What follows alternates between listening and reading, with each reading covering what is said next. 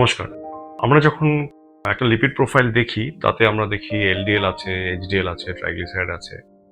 পেশেন্টের বাকি কোনো রিস্ক ফ্যাক্টর যদি না থাকে, আমরা বলি যে এলডিএল 100 এর নিচে আছে, মোটামুটি risk free from cholesterol point of view. কিন্তু there is a deeper truth than this. LDL 100 থাকা সত্ত্বেও সেই 100 এলডিএল তৈরি হওয়ার পেছনে যেই পার্টিকেলগুলো আছে, সেগুলোর মধ্যে কিছু ব্যাড এলডিএল পার্টিকেলও থাকতে পারে। যদি এলডিএল নর্মালও থাকে, যদি ব্যাড এলডিএল পার্টিকেল বেশি থাকে, তাহলে কিন্তু এলডিএল নর্মাল থাকা অবস্থায় সেটা খারাপ হতে পারে। সেটা আমরা কি করে বের করি? সেটা হচ্ছে অ্যাপো-বি।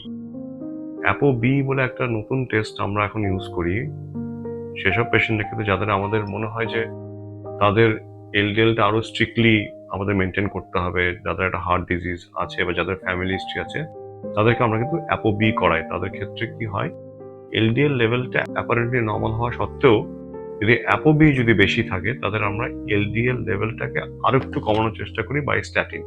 এটা একটা।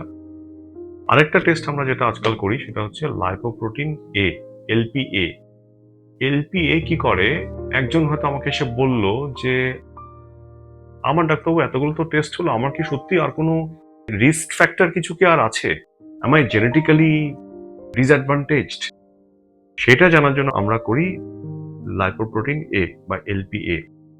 এলপিএ যদি কারোর বেশি থাকে, তাদের ক্ষেত্রে আমাদের এলডিএল এর যে কাট অফ সেটাকে আরো লো থ্রেশহোল্ড রাখতে হয়। মানে তাদেরকে আমাদের আরো স্ট্যাটিনের ডোজ হয়তো বাড়াতে হয়, বা স্ট্যাটিন না তাদের স্ট্যাটিন চার্ট করতে হয়।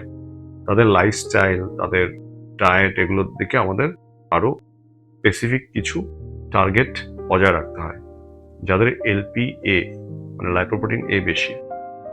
আরেকটা ব্যাপার যেটা আমরা দেখি সেটা হচ্ছে বডিতে অ্যাজ সাচ ইনফ্লেমেশনের লেভেল কিরকম, মানে বডিতে কি কোনো ক্রনিক ইনফ্লেমেশন কি কিছু হচ্ছে ওনার, সেটার জন্য আমরা দেখি এইচএসসিআরপি মানে high sensitivity CRP, C reactive protein. HSCRP যদি কারোর বেশি থাকে এবং তাদের যদি আমরা সিটি স্ক্যানে দেখি যে প্লাক আছে, ছোট প্লাক বা বড় প্লাক যেমনই প্লাক আছে, অথচ এইচএসসিআরপি বেশি, এবং আমাদের এনজিওতে দেখি যে আমাদের একটা বর্ডার লাইন লিজেন আছে, আমরা আরো ইনভেসিভ কিছু করব কি করব না সেটার ব্যাপারে আমাদের ডিসিশন নিতে একটু অসুবিধা হচ্ছে, তখন আমরা এই এইচএসসিআরপি বলে এই টেস্টটা করি, যেটা আমাদের বলে দেয় এই পেশেন্টের কিন্তু একটা ক্রনিক ইনফ্লামেশন সেট হয়ে আছে বডিতে। যখন তখন প্লাক রাপচার হলেও হতে পারে, ছোট প্লাক বা বড় প্লাক রাপচার হতে পারে, এবং রাপচার হলে কিন্তু হার্ট অ্যাটাক হবে। তো you should take this clue and act accordingly.